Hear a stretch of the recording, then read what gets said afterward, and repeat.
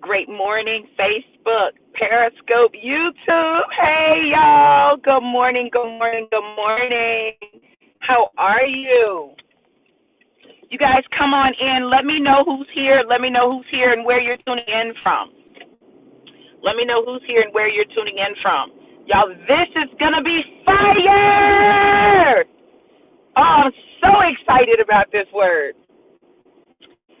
Let me know who's here. Come on, y'all. Drop a comment. Drop a comment. Let me know who's here. Okay, so listen. Y'all, listen. I decided I was leaving. I'm late to work out, y'all. But anyway, I'm going. So I'm going because I still got to get something in. But listen, I decided that you guys needed to hear this. Like, literally, you need to hear this. So often, when we think about deserving something, we normally think about the negative side, like, do we deserve it? Something bad to happen to us or whatever, right? We're much quicker to accept, good morning, Dr. Carter, that we deserve something bad happening to us than we are to accept that we deserve all of the good that God has for us. Now, listen, we'll take, I deserved it because I shouldn't have done this, or I deserve it because I should have done that, right? But listen, I want y'all to get this in your spirit. You deserve the absolute best that God, the world, and other people have to offer you. You deserve the best. I don't know if you guys remember, but there was a Burger King commercial, and it said, you deserve the best today. Is that Burger King or McDonald's? I don't know. It was one of the fast food restaurants. But it was saying that you deserve the best. You deserve it, you guys. Listen, when we were created for good. Think about it. God created Adam, then he made Eve, put them in a garden. They had everything they wanted, everything they needed. They had all the food that they wanted. They didn't have to kill anything. They didn't have to work hard. They didn't have to do any of that, right? They just deserved it. Why? Because God gave it to them. You all, now listen, I know that some things have happened that have resulted in some shifts in our environment. Can I tell you guys this? Listen, you don't have to toil hard. Like, you don't have to. We choose to because we do not step into our divinity. The presence of Christ, his death, burial, and resurrection, was designed to put us back into that place that Adam and Eve were in, right? He was the fulfillment, like he was the ultimate sacrifice. He did all of that so we might live a different kind of life. The problem is we refuse to accept that kind of life because we're stuck in the mindset that it has to be the way it was. It has to be the way it was. We got to work hard. We got to toil hard. Everything has to be a struggle. In fact, some of us have even bought into the lie that if there is no struggle associated with it, there's no value associated with it. That's not the truth, right? And then you got to choose your struggle, what your struggle looks like. What is struggle for you, right? I don't know about you, but I am beyond the place of where I want to be in a perpetual state of struggle. Beyond it. Beyond. Done. Kaput. Listen, I'm at a point in my life where I know that what God has for me, while it will require work, it will not require work the way I'm accustomed to working for things, right? I need you to get that in your spirit. I need you to understand that you're in a season, we're in a dispensation. I want y'all to look that word up. Dispensation, where God is manifesting things for us, to us, and through us. Literally. Literally. I'm trying to tell you. Hold on one second, y'all. Hold on. Don't go nowhere. Don't go nowhere. Don't go nowhere. Don't go nowhere.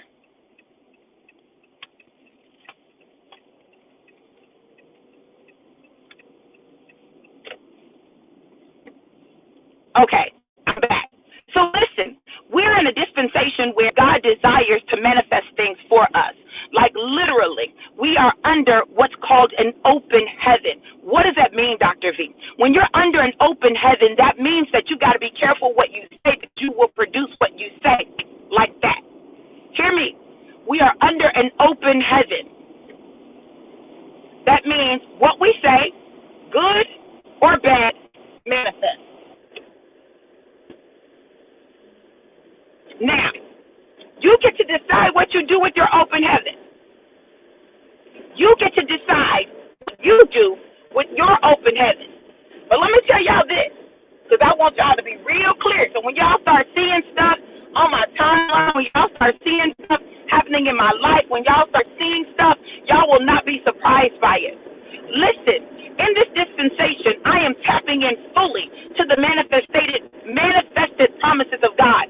That means that I'm not toiling hard for what God has for me. I'm going to speak a thing, see a thing, believe a thing, manifest a thing. Let me say it again. I'm going to speak a thing, see a thing, manifest a thing, bam, like that. Now, you can do that too. With it, God has given us creative power. God has given us creative power, the power to create, the power to manifest, the power to operate in dominion. He's given us dominion over the earth realm. God gave us dominion. Woo! That's good. What is dominion? Dominion is the authority to rule over a thing, a place, a situation. Dominion, right? We have kingdom dominion, and with kingdom dominion, we have the ability to rule over our atmosphere, our world, our lives, like our situations. Y'all, we have the ability. Now, what we do with it is totally up to us. Unfortunately, too often, we do not exercise our with wisdom. We don't exercise our dominion with wisdom. Now listen, I want to put y'all up on something. I want to put y'all up on something. Me, ought to listen to me for just 1 minute. If you don't ever listen to anything else I say, I want you to listen to this. Listen, there's something powerful about a man who walks in kingdom dominion. I mean, there's something awe-inspiring about it. There's something about it that causes a woman to just kind of just like, whew. If you want a woman to submit to you, to submit to your authority, your headship, your kingship, show up as a king in dominion. Don't show up trying to exercise dominion. Dominion is not something that you necessarily have to exercise. It is something that you possess. It is something that you have. Let me say it again for the men all the way in the back and for the women that are listening, okay? When a man shows up as a king, walking in his God-given kingdom dominion, there's something about it that makes a woman automatically want to submit. Now, that's a whole nother level. Now, men, if you're with a woman and you constantly have to tell her you in control, you the man, you are not in control and you are not the man, at least not the man for her. Okay, I'm just going to say it right there. Now, listen to me. I'm not saying it to be mean. I'm saying it because it is the truth. There's something about the right person that will cause you to respond in a certain way, even a strong, independent, strong-willed woman, black woman, okay? Now, listen, I know it's not just me. I'm telling you. Listen, I've talked to friends of mine, and I say, y'all, listen, have you ever, and people be like, well, I ain't never met nobody like that. I ain't never experienced that. And that's why you see some of the things that we see right now. But listen, let me tell you what you deserve. You deserve to be in a relationship with somebody that just puts you in a place where you want to. Women, let me talk to you for a minute. So you deserve to be in a relationship with a man that you want to submit to, with a man that you want to listen to, with a man that you want to and automatically do respect. Listen, in the absence of that, it is very forced. You got to work way too hard to try to make it be something that it should be, right? Now, I'm not telling y'all all go get a divorce. I'm not saying that, but I'm saying you need to reassess some things, right? You need to reassess some things and figure out if it is off kilter, what needs to happen. What needs to happen? Y'all, there are things that we can do. There are things that we can do. And I will confess. Let me confess.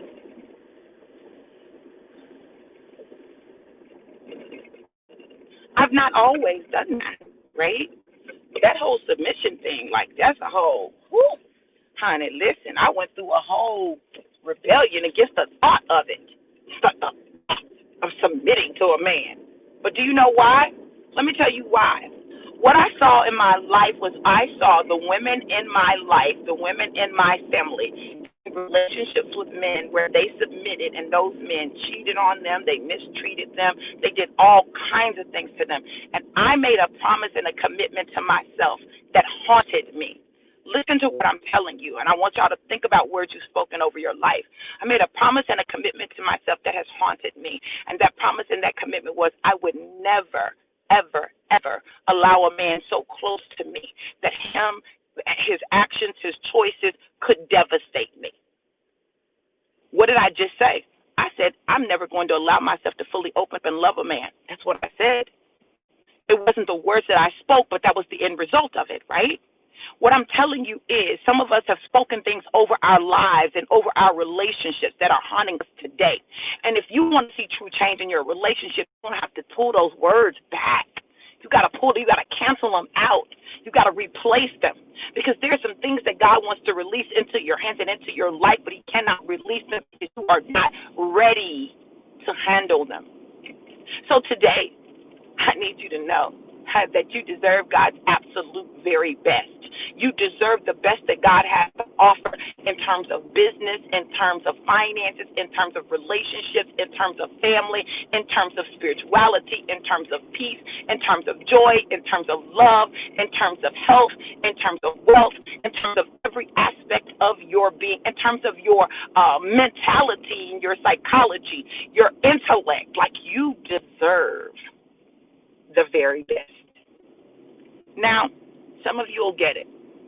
Some of you will get it. Some of you will catch it. Some of you will walk in it. Some of you already are. But those of you who don't quite understand, you don't quite get it, okay? I encourage you, seek God. Seek God about it. Let me tell y'all what I've learned.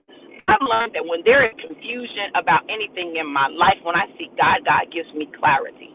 And God's clarity is better than man's clarity on any day because God is the one who created us. So, listen, you can't go wrong when you consult the Creator about how you need to move or what you need to do.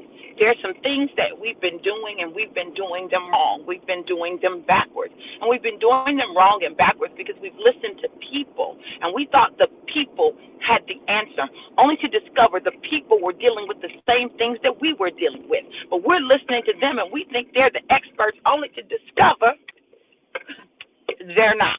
Okay? So I don't come to you claiming to be an expert, but I come to you as someone who has had experiences that I've learned from that I can share with you. Listen, you can do with it what you want to. I don't have to know everything, but I know this. I know the plans that God has for us are for our good and not for our harm. They are not designed to harm us, and I know that our original design is the only design that is going to get us the maximum results that we want in our life. So when you think about who you are, and when you think about how you move, I need you to think about who you were created to be and how you were created to move. And if you do that, I promise you this, you're going to find yourself in a much better place, a place of peace, a place of calm, a place of joy, a place of love, a place of health, a place of wealth, a place that no one can move you from. Because listen, when man puts you there, man can take you down. When man puts you there, man can take you down. See, I want the blessings of God because the best blessings of God are yea and amen. And I want that part right there. You guys, listen. You deserve it, the best that God has to offer, the best that people have to offer, the best that life has to offer, the best that love has to offer. You, yes, you deserve it. So take all of that. Send all that negative stuff somewhere else. You don't deserve that. Send it it back to where it belongs, right? The pits of hell. In the meantime, I need you to catch this. You deserve. Oh, I know what it is. You deserve a break today. That's what it was. That's what they said at McDonald's. McDonald's said, I'm going to solve your problem. You're not going to have to cook because you deserve a break. Well, I'm telling you, you deserve the best. Go get it and make sure that you enjoy every single moment of your life. Listen, I love you guys to life and life more abundant. Mwah. Be blessed.